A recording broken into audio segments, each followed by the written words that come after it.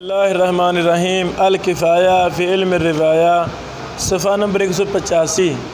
امام خطیب بغدادی رحمہ اللہ نے صفحہ 185 پر مسئلہ شیئر کیا ہے کہ اگر راوی نے حدیث بیان کرتے ہوئے غلطی کی ہے، لحن کیا ہے، کسی الفاظ کو بولنے میں ان سے غلطی ہوگی ہے، رد و بدل ہو گیا ہے، تو دوسرے راوی اس کے شاگرد جو سن رہے ہیں انہوں نے ویسے ہی بیان کرنا ہے۔ سبحان اللہ۔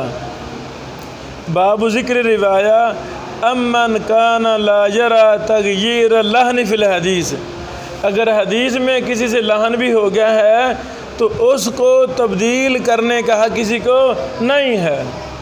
اتنے محدثین پابند تھے اپنے اصولوں کے، اللہ ان سے راضی ہو جائے۔ اس پر امام خطیب بغدادی نے مثال بیان کی ہے، مشہور حدیث خیرت بین الشفاء اور نصف امتی فی الجنہ فاخترت الشفاء لأنها اعم واکفی اترونها للمتقین لا ولکنها للمتلوثین الخطاؤن۔ آئی سمجھ؟ قال زیاد اما انہا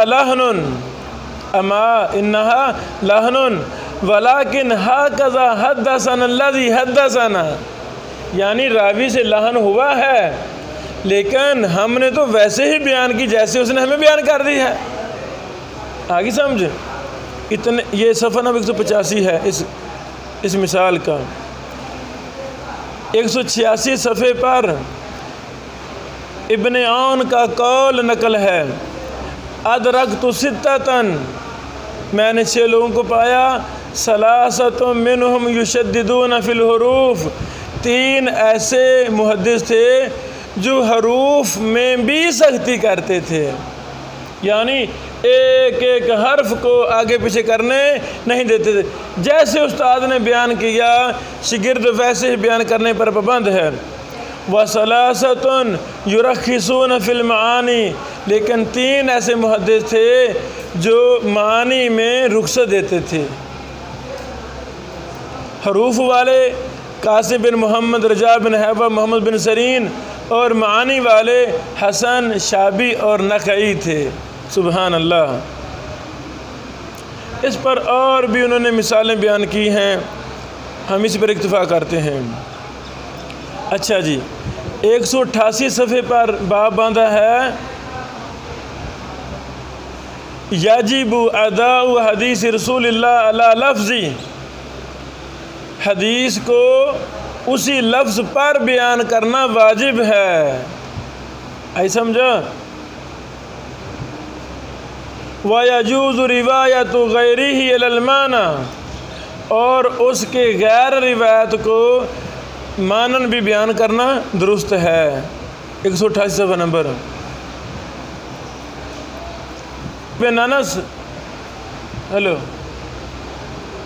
امام مالک بن انس فرماتے ہیں، کل حدیث للنبی صلی اللہ علیہ وسلم یؤدى علی لفظه وعلی ما روی وما کان عن غیرہ فلا باس اذا اصاب المعنی، کہ روایت باللفظ ہی بیان کرنی چاہیے، لیکن اگر کوئی روایت بالمعنی بھی بیان کر دے تو کوئی حرج نہیں ہے۔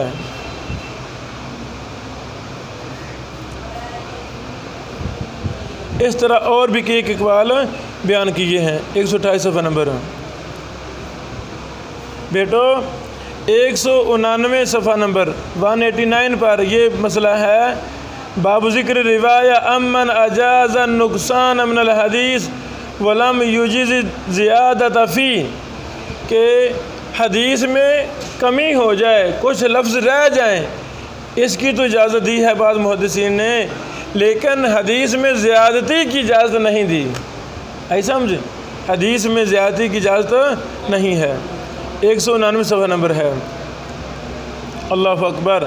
امام مجاہد فرماتے ہیں، انقص من الحدیث ولا تزد فی، حدیث بیان کرتے کرتے کوئی چیز آپ سے بھول گئی ہے، ذہن میں آگے پیچھے ہو گئی ہے، تو آپ کمی کر دیں، کوئی او کما قال کہہ دیں، یا کہہ دیں کہ مجھے آگے ہو رہی ہے روایت غلطی مجھے یاد نہیں ہے، لیکن اس میں اپنی طرف سے زیادتی نہیں کرنی۔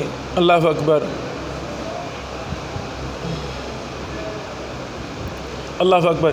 امام خطیب بغدادی نے 199 صفحہ پر ہی دلائل کے بعد خود تبصرہ کیا ہے کہ جن محدثین کا یہ موقف ہے زیادتی نہیں کرنی، ایک دلیل دی ہے۔ بیٹو توجہ فرمانا، امام خطیب بغدادی نے اپنی اس بات کو ثابت کرنے کے لیے کہ روایت میں زیادتی نہیں کرنی ایک دلیل دی ہے۔ دلیل کیا ہے؟ توجہ فرمانا، وَمِنَ الْحُجَّةِ لِمَنْ ذَهَبَ إِلَى هَذَا الْمَذْهَبِ قَوْلُ النَّبِيِّ صلی اللہ علیہ وسلم نَظَّرَ اللَّهُ مَنْ سَمِعَ مَقَالَتِي فَلَمْ يَزِدْ فِيهَا فَلَمْ يَزِدْ فِيهَا۔ کیا مطلب؟ اللہ تعالیٰ اس شخص کو تر و تازہ رکھے جس نے میری حدیث سنی اور اس میں زیادتی نہیں کی، یہ دلیل دے رہے ہیں اور فرماتے ہیں یہ دلیل ہے کہ نقصان جائز ہے، زیادتی جائز نہیں ہے، زیادتی جائز نہیں ہے۔ ہم امام خطیب بغدادی رحمہ اللہ سے پوچھتے ہیں امام صاحب اس کی سند کہاں ہے؟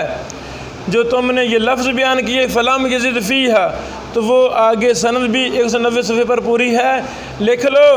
جس روایت میں فلم یزد فیہا کے لفظ ہیں یہ روایت ضعیف ثابت نہیں ہے۔ ولید بن محمد الموقری راوی ہیں، ولید بن محمد الموقری راوی ہیں، یہ راوی ضعیف ہیں۔ خالد بن منصور البصارہ جنہوں نے فتح الباری میں موجود احادیث کی تخریج تحقیق کی ہے، ایک بہت بڑا انسائکلوپیڈیا تیار کیا ہے انیس الساری کے نام سے، انہوں نے انیس الساری میں ان لفظوں پر اس سند پر بحث کی ہے الکفایہ کے حوالہ سے، اور ثابت کیا ہے کہ ولید بن محمد الموقری راوی ضعیف ہے۔ آئی سمجھ؟ امام خطیب بغدادی رحمہ اللہ نے ہر حدیث ہر قول کی سند بیان کر دی ہے، تو اب جو بھی تحقیق کرنا چاہتا ہے وہ سندوں کو دیکھے جس کے پاس وقت ہے اور حق ادا کرے، ایک ایک سند پر حکم لگا دے یہ ضعیف ہے یہ صحیح ہے۔ اسی طرح جو اقوال بیان کیے ہیں ہم نے اختصار کو پیش نظر رکھتے ہوئے ہم سند بیان نہیں کرتے، بس الکفایہ سے مرور ہمارے پیش نظر ہے کہ اس کی اہم بحوث وہ ہمارے مطالعہ میں آ جائیں، ہمارے طلبہ سے مستفید ہو سکیں، باقی تحقیق کا دروازہ کھلا ہے۔ اچھا بیٹو، 193 صفحے پر امام خطیب بغدادی نے ایک نئی بات شروع کی ہے۔ ایک متن کے ٹکڑے کرنا اور اس کو الگ الگ ابواب میں بیان کرنا یہ جائز ہے، کوئی حرج بولو نہیں ہے۔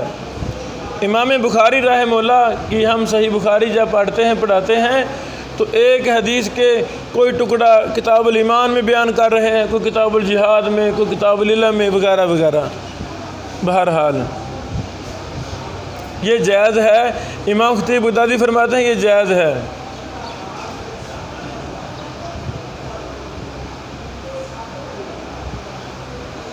اس پر انہوں نے شرائط بیان کی ہیں، تفصیل بیان کی ہے۔ اللہ اکبر۔ آگے 194 سے ایک نئی بات شروع ہو رہی ہے، وہ ہم انشاءاللہ کل پڑھیں گے۔ بارک اللہ فیک۔